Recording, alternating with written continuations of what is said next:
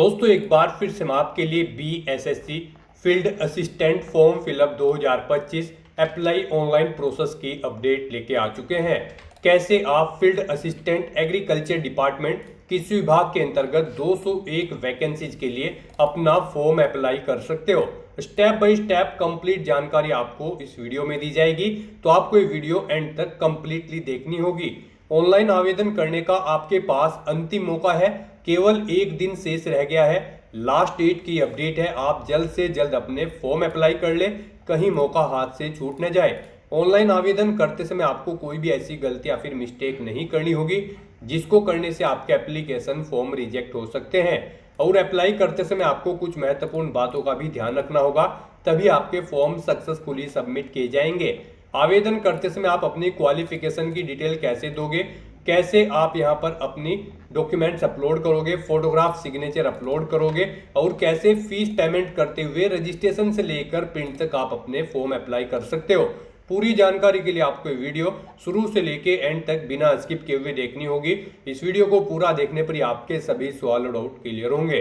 तो चलिए दोस्तों, बिना कोई वक्त कमाए शुरू करते हैं BSSC field assistant form fill up 2025 की पूरी जानकारी। फॉर्म भरने से पहले आपको हमारी वेबसाइट IND सरकारी नौकरी के इस पेज पर विजिट करना होगा, जिसका लिंक आपको नीचे description plus first comment box में मिल जाएगा। और हमारे इस पेज पर विजिट करके आप यहां से बीएसएससी फील्ड असिस्टेंट का फॉर्म अप्लाई कर सकते हो। Bihar staff selection commission BSSC कर्मचारी चयन आयोग की ओर से फील्ड असिस्टेंट एग्रीकल्चर डिपार्टमेंट के लिए 201 वैकेंसीज निकली हुई है, जिसके लिए 5200 से 20,200 सैलरी है। आवेदन करने की लास्ट डेट 21 मई 2025 है।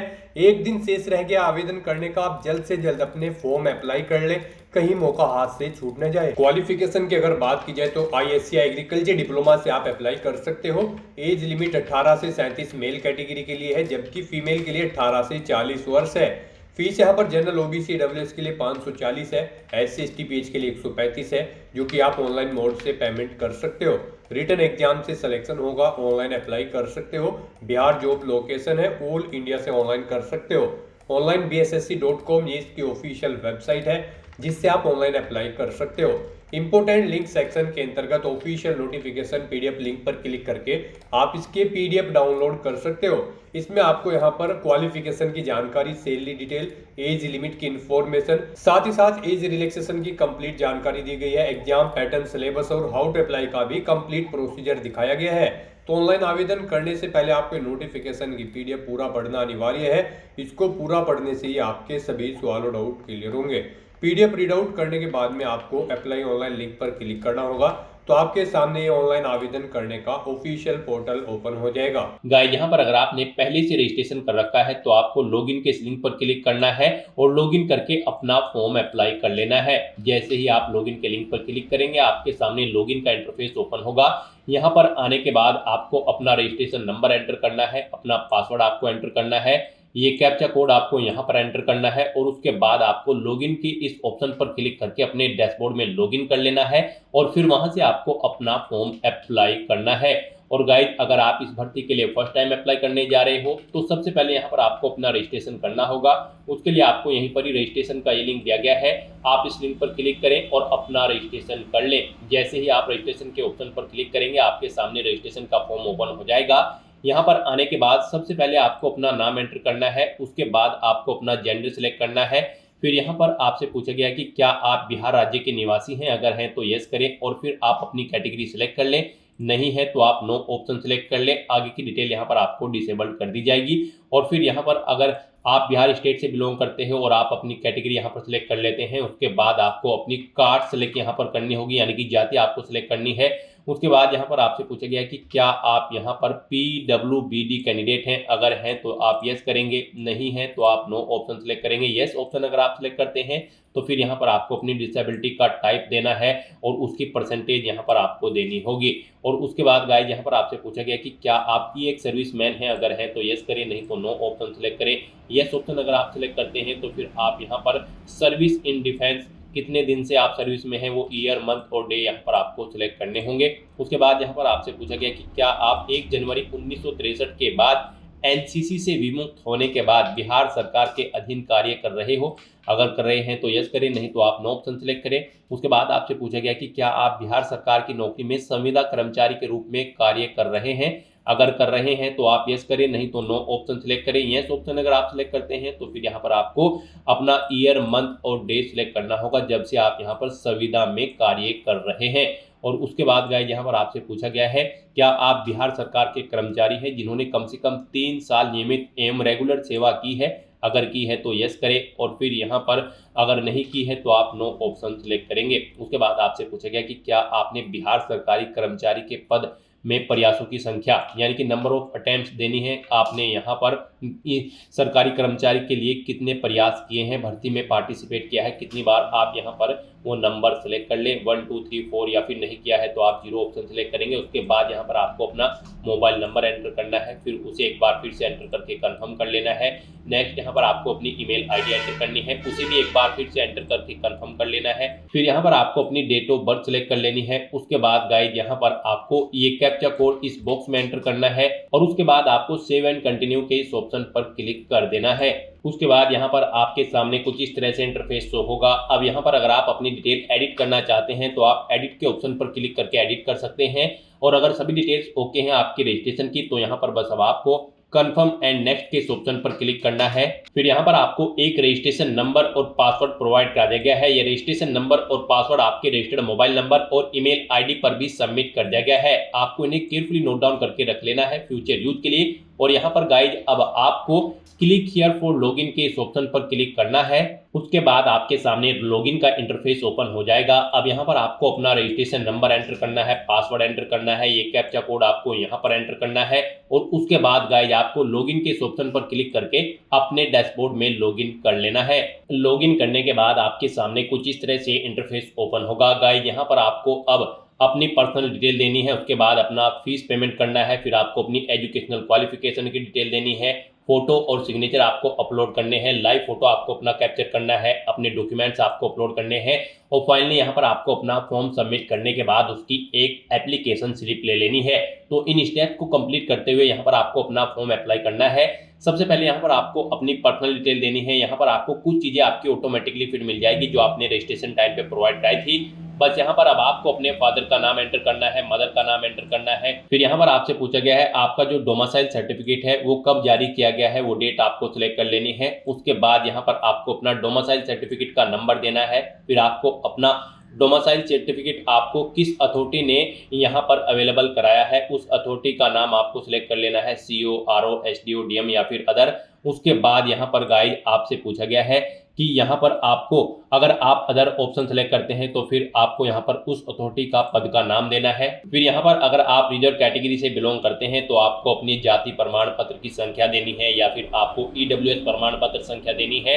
उसके बाद आपको आपका कास्ट सर्टिफिकेट कब इशू हुआ है वो डेट आपको सिलेक्ट कर लेनी है, किसने आपको इशू कराया है उस अथॉरिटी का नाम यहाँ पर आपको सिलेक्ट करना है। अदर ऑप्शन अगर आप यहाँ पर सिलेक्ट करते हैं तो फिर आपको किसने प्रमाण पत्र जारी किया है उस अथॉरिटी का पद का नाम यहाँ पर आपको देना होगा। फिर आपको उस पेज को नीचे स्क्रॉल डाउन करना है।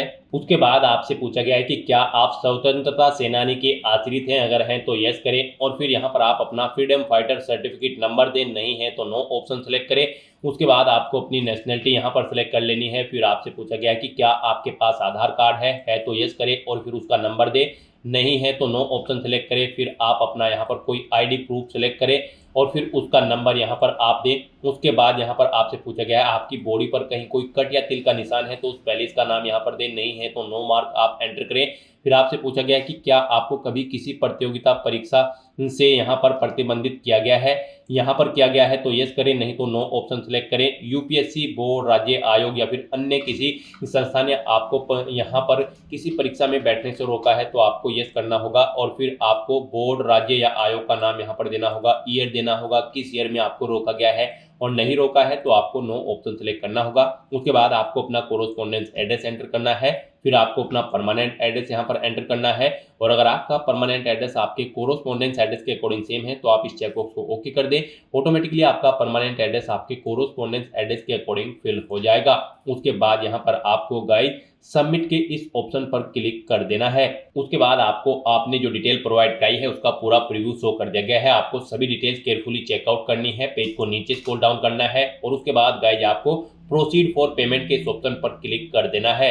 नेक्स्ट आपके सामने कुछ इस तरह से इंटरफेस ओपन होगा। अब यहाँ पर आपको फीस पेमेंट के लिए दो ऑप्शन दिए गए हैं, SBI या फिर ICICI। आप अपने अकॉर्डिंग यहाँ पर कोई भी ऑप्शन सिलेक्ट करें और फिर गाइज आप प्रोसेस ऑनलाइन पेमेंट के इस ऑप्शन पर क्लिक कर दें। नेक्स्ट आपके सामने फीस पेमेंट का इंटरफेस ओपन हो जाएगा। आप debit card, credit card, net banking या फिर UPI के माध्यम से अपना फीस पेमेंट कर सकते हैं। UPI यहाँ पर आपके लिए बेस्ट ऑप्शन रहेगा। अगर आप अपनी UPI ID जानते हैं तो आप एंटर UPI ID के इस ऑप्शन पर क्लिक करें, अपनी UPI ID यहाँ पर एंटर करें और वैलिडेट UPI ID ऑप्शन पर क्लिक करते हुए अपना फीस पेमेंट कर दें। या फिर आप UPI QR के थ्रू भी अपना फीस पेमेंट कर सकते हो। आप UPI QR के ऑप्शन पर क्लिक करें, पे नाउ के ऑप्शन पर क्लिक करें। उसके बाद यहाँ पर आपके सामने ये QR कोड शो हो जाएगा। आप अपने UPI से इसे स्कैन करें और अपना फीस पेमेंट कर दें। सक्सेसफुली फीस पेमेंट करने के बाद आपको आपके डैशबोर्ड में डायरेक्ट कर दिया जाएगा। यहाँ पर फीस पेमेंट कंप्लीट होने के बाद फिर आपको अपनी एजुकेशनल क्वालिफिकेशन की डिटेल देनी है। आपको एजुकेशनल डिटेल के इस टैब पर क्लिक करना होगा। उसके बाद आपके सामने कुछ इस तरह से इंटरफेस ओपन होगा।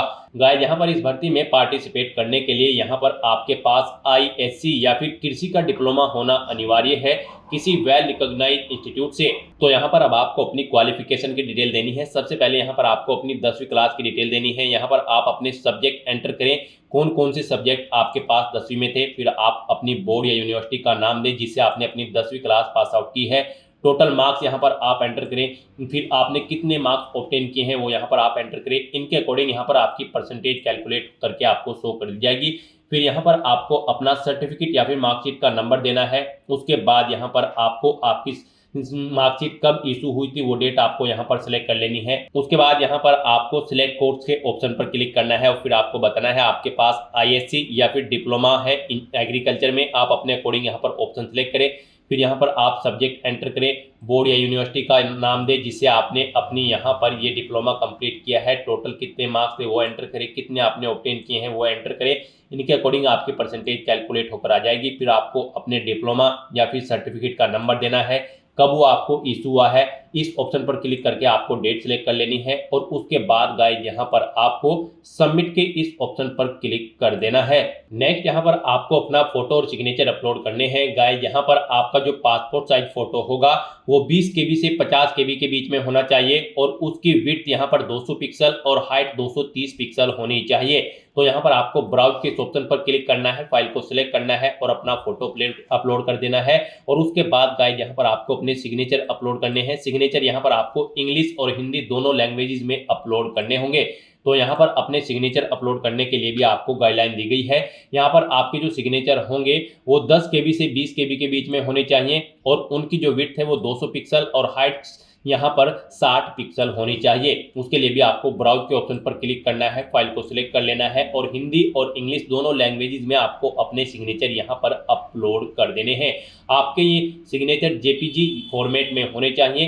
तो यहाँ पर अब अपने फोटो और सिग्नेचर अपलोड करने के बाद फिर आपको सबमिट के इस ऑप्शन पर क्लिक कर देना है।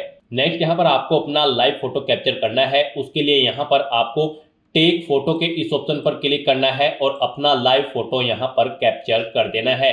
फोटो कैप्चर करते हुए आपको कुछ चीज़ों का ध्यान रखना होगा, जैसे कि जहाँ पर आप अपना लाइव फोटो कैप्चर कर रहे हैं वहाँ पर प्रॉपर वे में आपकी रोशनी होनी चाहिए और वो प्लेस आपका नीट एंड क्लीन होना चाहिए।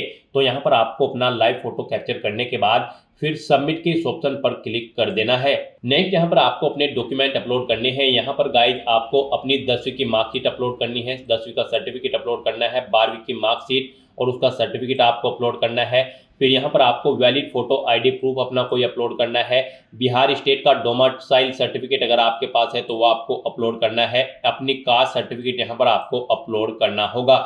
यहाँ पर आपकी जो डॉक्यूमेंट है वो 50 KB से 1 MB के बीच में होने चाहिए और यहाँ पर ये PDF फॉर्मेट में होने चाहिए। तो यहाँ पर आपको ब्राउज के ऑप्शन पर क्लिक करना है और 1 बाय 1 करके अपने इन सभी डॉक्यूमेंट को आपको अपलोड कर देना है। और उसके बाद गाइस आपको यहाँ पर सबमिट के इस ऑप्शन पर क्लिक करना है। अपने डॉक्यूमेंट अपलोड करने के बाद आपको क्लिक हियर टू व्यू के इस ऑप्शन पर क्लिक करके उन्हें व्यू कर लेना है और फिर आपको यहाँ पर इस चेकबॉक्स को ओके करना है। और गाइस यहाँ पर अगर आप री अपलोड करना चाहते हैं अपने सर्टिफिकेट को तो आप री अपलोड सर्टिफिकेट के ऑप्शन पर क्लिक करके दोबारा से अपलोड कर सकते हो। और अगर सभी चीजें ओके हैं तो फिर यहाँ पर आपको अपना फॉर्म सबमिट कर देना है और उसके लिए अब यहाँ पर आपको फाइनल सबमिट के इस ऑप्शन पर क्लिक करना है। फाइनल सबमिट ऑप्शन पर क्लिक करते ही आपका एप्लीकेशन फॉर्म सक्सेसफुली सबमिट हो जाएगा। उसके बाद आपको अपने डैशबोर्ड में जाकर अपने एप्लीकेशन फॉर्म का एक हार्ड कॉपी प्रिंट आउट ले लेना है फ्यूचर यूज के लिए, फ्यूचर रेफरेंस के लिए। तो दोस्तों ऐसे आप बिहार स्टाफ सिलेक्शन कमीशन में एग्रीकल्चर डिपार्टमेंट के अंतर्गत फील्ड असिस्टेंट के 201 खाली पदों के लिए अपने फॉर्म अप्लाई कर सकते हो। आज की इस वीडियो में बस इतना ही। आई होप ये वीडियो आपको पसंद आई होगी। अगर पसंद आई हो तो इसे लाइक और शेयर करें। चैनल पर नए हो तो इसे सब्सक्राइब कर लें। Thanks for watching.